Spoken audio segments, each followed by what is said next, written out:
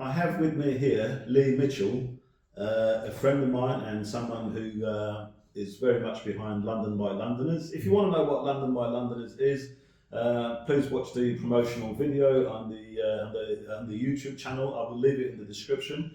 But I've asked Lee to come here today to talk about a different topic, and that is the rising cost of car insurance that we're all facing, and no one seems to be talking about it. And I've asked Lee because, Lee, give us your credentials why you can talk about this subject, because you're involved with the motor industry, aren't you? So, yeah, pretty much. 20 odd plus years now. I've worked for BMW, I've worked for Mercedes, I've worked independently as well in garages. I've worked on the side of the road. At the moment I'm with Jaguar Land Rover. I'm not going to tell none of you where.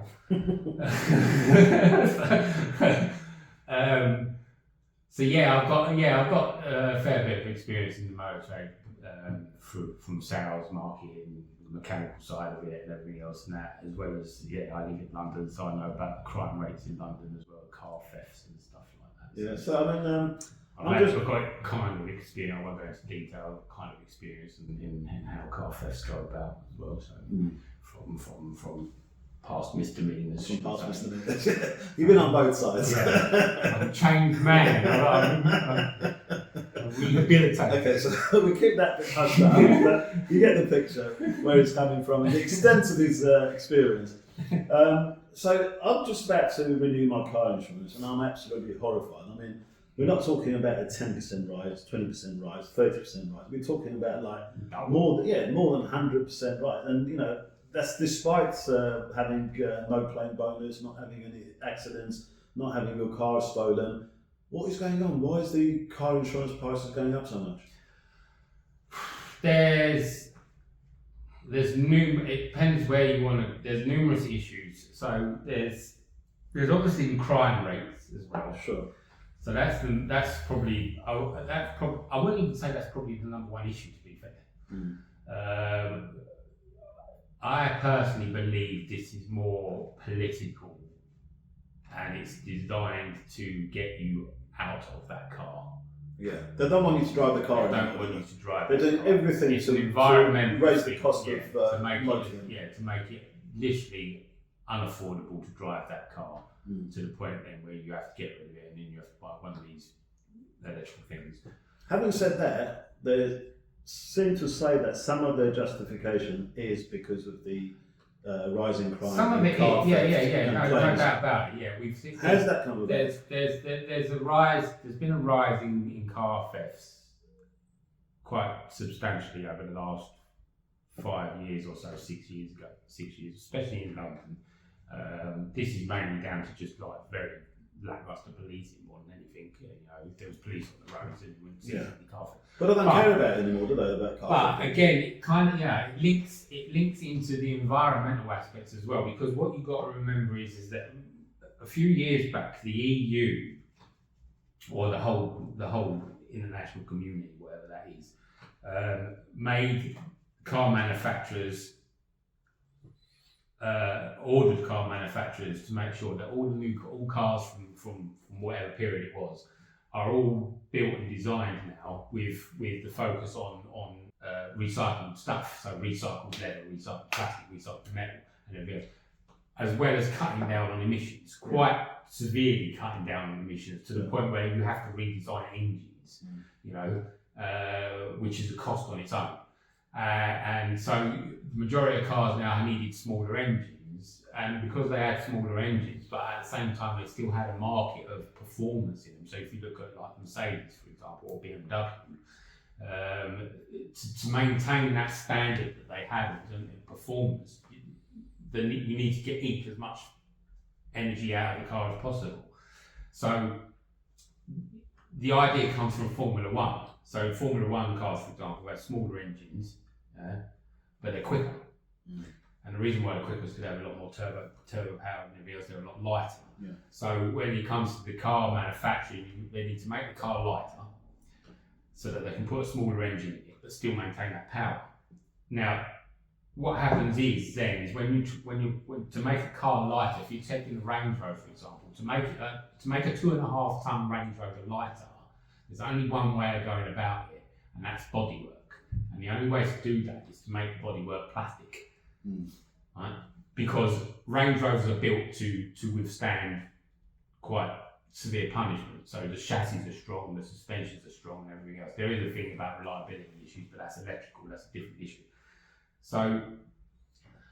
Just make sure you're not shaking the table because I think the cameras would. Oh, sorry. Range Rovers are built. The Range Rover. So the top 3 cars being stolen at the moment are the Range Rovers, Mercedes, and I can't remember what the other one is, but it was quite. BMWs and Range Rover. No, BMWs are not as much because BMWs are quite secure. I can't remember within the top 3, Range Rovers are in the top. And that's 3. because this redesign has made it easier to break into them. Because they're so easy to break into, yeah. Right. Because the boot of a Range Rover is made of plastic, Right. and for whatever the design of the lock of the boot is behind the card, just underneath the glass, where the badge sits, and it literally takes minutes to saw through that badge, create a hole, and then you can short the wire, and it unlocks the car. That's if you're going to go about it in a very unintelligent way.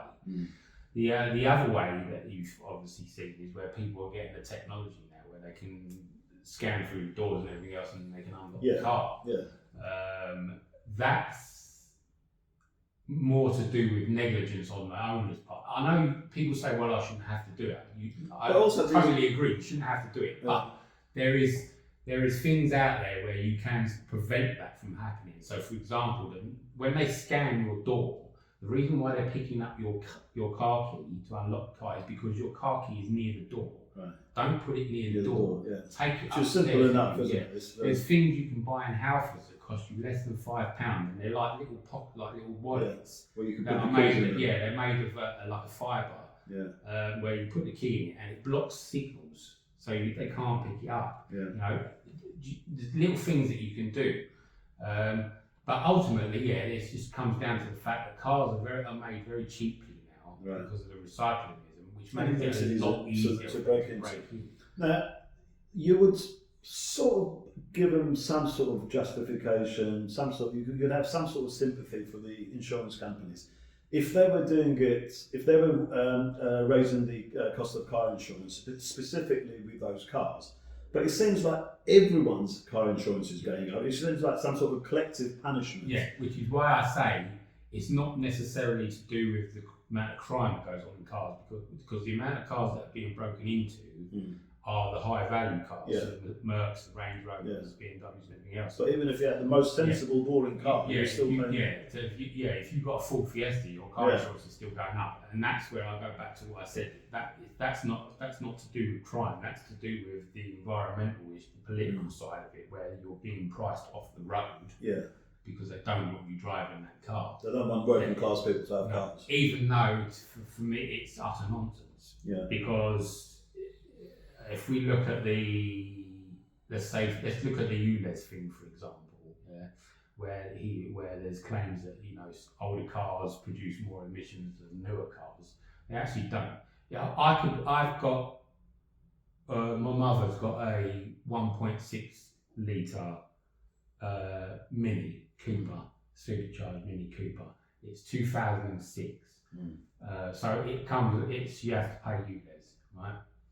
I work in the motor trade, so I do MOT. I watch the MOT tests on it. The emissions that thing produces are makes no difference, exactly the same as the emissions that are produced on a 5.5 litre Range Rover SVR. Such a con, isn't it? So there is and this is like they're sending all these virtual signals about like cleaning the air and being worried about our health and everything. Whereas if you go in the underground under tubes, the pollution, you're talking about like levels that are like 200 times worse or something. I mean, every time I come out the tube, if I put a cotton pad up my nose, you get all these like black dust from the brakes. I have to use which they say it goes right into your bloodstream and. I have to use the tube every day for work, and every time I go home, I wash my face and I wash my hands and I steam my face to open the pores in my nose. And when I do that, when I blow my nose, the stuff that comes out of my nose is disgusting.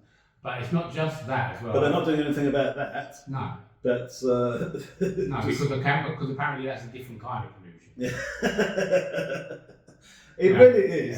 It's. I mean, anyone with a bit of common sense can see it. They just want to drive people off the road. They don't want working class people to have cars anymore, do they? No, and what I find annoying most of all is the ones that support this kind of tactic, who live in parts of London where the living standards of people are shocking.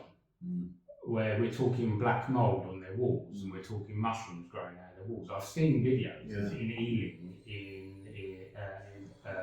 Hackney, in places like that. I've seen videos of children living with black mould, you know, and there was one woman who had literally mushrooms growing out of her wall, you know. So when you're talking about respiratory diseases and breathing difficulties, the most vulnerable people in the world are children who are sleeping at night, because when you sleep at night, your immune system lowers. Yeah? So when you're sleeping at night, if you're sleeping at night in a room, a box room, for example, if you're a small child, normally you're in a smaller room, and you've got mould and that hanging off the walls, you're breathing that in the middle of the night. Don't tell me that child's not going to grow up and have asthma later on in its life. It will, yeah. And then you can't blame that on the car. So it's all well and good them turning around and saying, you know, oh, you know, children, more children, you know, or we've seen a rise in asthma cases over the last 5 or 6 years. No one's asked the question of where these people grew up. Where did they grow up as children? Tell me where they grew up as children, and I'll tell you why they've got asthma. Because I can guarantee you that's where the problem lies. There won't be nights for each. No, there won't be. They're living in tower blocks. They're living in places like Ealing. You know, they're living in places like where, you know, for example, you know, we've got parents and children living in container ships. You know, what I would be inclined to do is try not to rely too much on these Go Compare websites or the big mainstream insurance companies like Aviva and Churchill and all them lot, because you'll find that they'll be the ones that are hiking their prices up more. Because they're including each other. Try to stay away. I gave you the name of some. Look them up on Google. They don't use they're not on Go Compare sites. You very rarely see them advertising now. They're quite silent little insurance company, and you'll find they're probably one of the best insurance companies you could ever ask for. I've used them since I first started driving, and I've never ever found any insurance company to be any cheaper. I'm actually a big fan of Martin Lewis. I watch his TV program. People should really listen to him because he does give good tips. I know it's kind of jarring, you know, there are problems. You've got to ring up, you've got to research it, you've got to do this. But the money you could save from just spending a half hour of your time sitting down with a cup of tea, just focusing on it, and go, right, I'm going to sort this out. Now I've got the advice from him. Long term, you're saving yourself a fortune. But what I don't get is that, like I said, we've been shafted just about all aspects of cost of living, from your council tax, from your car insurance, from your mortgage rates, from your university fees. Everything is going up, and yet there's no protests. The protests are about silly things like Gaza, or like, you know, the stop the oil and Extinction Rebellion and things like that. You know. Whereas I remember when they tried to bring poll tax, which was a very unfair tax in many ways, because it was trying to charge everyone the same amount. There were protests, there were riots, and the establishment had to retreat. They had to go back. But now you don't get protests about what really matters to the working class people. No, they're preoccupied with all these silly other. It's kind of shocking, and it's kind of embarrassing on our part, really, where we don't seem to worry or care about the things that matter. Or is it part of establishment that's deliberately trying to divert professional protesters? Yeah, there's a possibility. Yeah, but then is it them or is it the mainstream news? You know, for me, or just our own laziness. For me, it's mainstream news. You know, which is what I'm trying to do. If I was a mainstream news channel and everything else, I'd be more inclined to tell my producers and tell my presenters and everything else to stop giving airtime to silly people from Just Stop Oil who don't actually know what they're talking about. And start focusing on the things that matter to them. What happened to the other thing? Insulate Britain. They just vanished, and then what happened to them? They're all under the same bubble. They're all morphed into something else. They're all funded.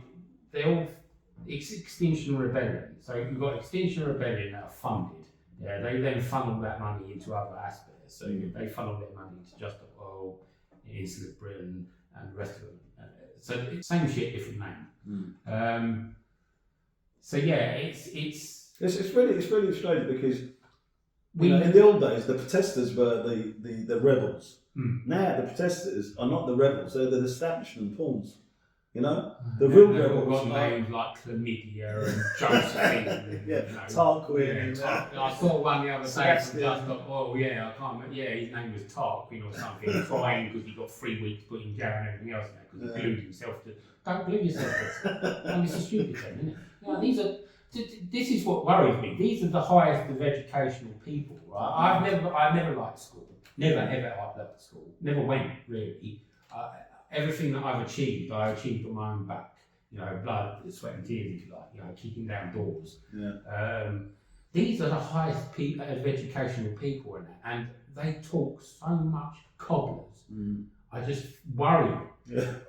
I really do. Yeah. Because if this is our education system. Yeah, because these people are going to be political figures later on. What's happening? If we look at Zara Sultana, and we look at Dawn Butler, and we look at them, they're not working class people. These people must have gone to a higher educational system to get into that position, and yet they spout so much nonsense. It's unreal. And I've been more inclined. We spend too much time in this country, or news channels in this country spend too much time worrying about what Just Stop Oil are doing. Stop giving them airtime, because if you stop giving them airtime, they will stop doing it. Yeah, and hardly anyone talking about the car insurance. What you should be talking about is what matters to people most of all, and that's why I like Martin Lewis, because he shows he doesn't talk about protests or anything. He really cares on about the consumers. What matters. So he focuses on your mobile phone bills, your electrical bills, your gas bills, your waters, and your car insurance and everything else, and that. And I think the news channels need to start doing more of that instead of giving airtime to these people that just really don't matter anymore. Because it's just you're making yourselves look a laughing stock. They make themselves look a laughing stock anyway, and you make the country look a laughing stock. Really, to be quite honest with you, like where's the uproar over? I mean, there's been little pockets of it, but where's the uproar about Thames Water? Yeah. Something that is so bad for our health. Like, where's the protest? Why isn't anyone protesting against where's all the the pollution people who are breathing difficulties? You're telling me drinking sewage is not going to affect my breathing? Exactly. And it's just not new. Thames Water have been doing this for decades. Absolutely decades. And getting away with it. Thames Water are probably the worst of the worst. And now they want to raise the water rates by 40% because it's something which is completely their own fault. And in 6 or 7 weeks, they're going to tell everybody to stop using hose pipes. Because they've run out of water. But you'll go down the road. There'll be a ton of water running down your road. Despite having one of the wettest February in years. That'll take them 8 weeks to fix. Yeah, it is frustrating, but hopefully this discourse, these podcasts will raise awareness and start making people think and change course, because it's not good the way we're going, the direction that we're going. It's worrying. Be a bit more savvy. When you hear them talking about inflation, it's because of inflation. That's a lie, because inflation is now low. I'll concede the argument when inflation was at its highest point at 12% or whatever it was, but it's now I think it's less than 5. And the price is still going up. So this is the inflation is not an excuse, and I've said this about supermarkets as well. Supermarket prices went rocketly sky high when inflation, and that's fair enough. But the prices in supermarkets are still high, even though inflation is down. When you're talking about farmers' produce, for example, so the big thing with the farmers, for example, so we're talking about prices of the chicken, eggs, and everything else now have gone up and that. But there's many arguments to that effect. There's obviously production and everything else now. But you can't give me inflation as an excuse for why a tin of baked beans has gone up from 80 pence to nearly 3 quid. And I think this is why people support the farmers a lot as well, because the supermarkets are making huge profits, but it's not being put back into the farming industry in this country, which is wrong. if you talk to the farmers, I spoke to a bloke who produces eggs for Asda and everything else, and he has told me he has not made any profit in the last 2 or 3 years. Certain supermarkets, I believe it was Asda, stopped buying his eggs because he had the cheek to ask for more money on the basis that he was selling them still at the same rate as he had been doing for the last 6 or 7 years. But Asda were charging people nearly 2-3 quid more. They're not paying him. But not paying him more. Yeah. We should have a podcast with him. This is what we should do. We should give airtime to these people that don't get a platform, don't get airtime from mainstream media. Yeah, which is why we should provide our platform for them.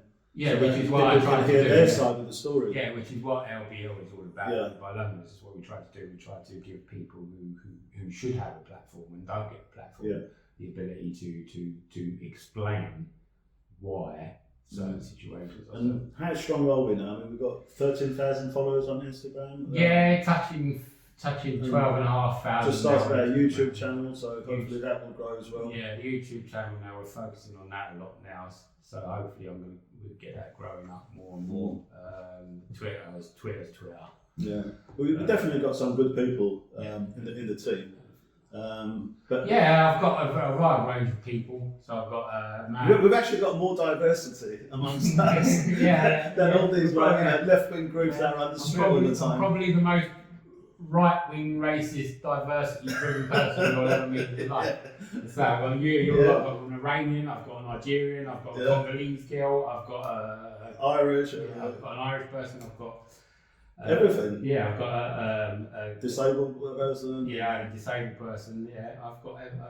I'm pretty much covering basically. It'd be nice if I can get a farmer on at some point. I've got a couple of them that I've been speaking to. Yeah, definitely. But they're so focused and driven on what's going on at the moment that it's hard to get them to sort of like get some time on them. But more importantly, to get at the root cause of the problem, come out and vote. Make sure that your politicians, your representatives are accountable. Yeah. Make them aware of what is important to you. Yeah. Don't be driven by tribal instincts. So don't be driven by the fact that I voted Labour all my life, blah blah. I'm going to carry on voting Labour. Why? Have they benefited you? No. It's the same with the Conservative Party. Don't be so tribal in the fact that I'll stick with the Conservative Party because they haven't done you any favours over the last 10-15 years. No. So, and I'm not saying go and vote for Labour. Far from it. Because if you, as I said earlier on, if you think the last 4 or 5 years under Steve Khan were bad enough, then trust me, it's amazing nothing yet. Yeah. So if you think the last 10-15 years under the Conservative Party were bad, then by all means allow Labour to come into power, and you're going to truly see what problem we're going to have. Ask the Scots, ask the Welsh. Yeah.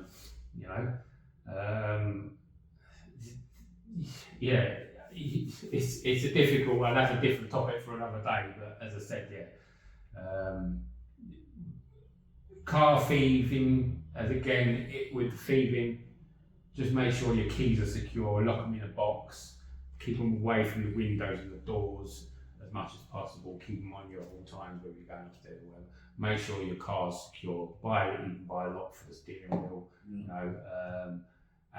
can pick these things up relatively cheap in places like Halfords and everything else. Like I said, there's a little wallet that they sell in Halfords. It's absolutely ideal. You just put your key in it, and it doesn't matter whether it's sitting over by your windowsill or up in your room and that. They're not going to get hold of that. The key thing. Yeah. And when it comes to, unfortunately, if you're going to buy a Range Rover or something like that, you're going to have to deal with the fact that, unfortunately, because of EU regulations or international regulations now, where the cars need to be made with recycled stuff, it's easier to steal. Yes, unfortunately, that's just the way it is. It's going to be easier to steal them because they're not insulated enough and they're not built to a standard. You wouldn't be able to, if you look at Mercedes, for example. Mercedes, aesthetically, Mercedes look very nice inside, but it's all light shows, really. It's all electrical screens and light shows that really set it apart from everything else in that. The core stuff that you should be worrying about, like the seating and everything else, and door cards and everything, it's all recycled. all leather's fins. fake. And yet, Mercedes were renowned for their solid. Yeah, that's what I'm saying. So structures, yeah. if you go back 20, 30 years ago, Oh, 40 years ago, yeah. you could buy a Mercedes E-Class and Yeah. you could literally go through walls with it and it wouldn't go Yeah, down. I remember a friend of mine was driving his mum's Mercedes, which was built in 1950. This is like in 1980s. His mum's Mercedes was built in 1950, so it was like a 30-year-old car, and it was still the same clutch. Yeah. The clutch hadn't been changed. That's how reliable, how good they were. Yeah. I've seen 60s, 70 Mercedes 70s Still going, yeah. still going today. Yeah. I've seen them go through buses in crashes without scratches on them. Yeah. Yeah, if you was to drive the equivalent today, nowadays, and everything else, and that a pigeon would land on it and put a dent in it. Yeah, I'll tell you a story quickly. I sat when I was working for BMW when I was in the workshop. I was drinking a cup of tea, and I happened to, my own fault, and I got told off for it. I happened to lean on the car, on the wing of the car, right? And when I got up, I put a dent in the wing because of that flimsy, they're that light and they're that thin. And I wasn't even leaning on it really hard. It was just sort of like touching on it. But when I got up, as I got up, and the bloke I was talking to, he said, "You should put a dent in the wing." We had to get the old dent bloke specialist out to pop it back out and everything. That's because they're so thin, because they're made of aluminium, they're made of plastic. You wouldn't expect that from a motor. Whereas years and years ago, that would never have happened. I could have kicked that wing and it wouldn't put a dent in. So that's what it is. So yeah, it's. Well, look, thanks a lot, Lee, and I hope our talk's been useful to people who watched it. If you liked it, then share it and let people know about our YouTube channels. And thanks again, and hope to have more talks in the future. Yeah, definitely. Cheers. Nice one.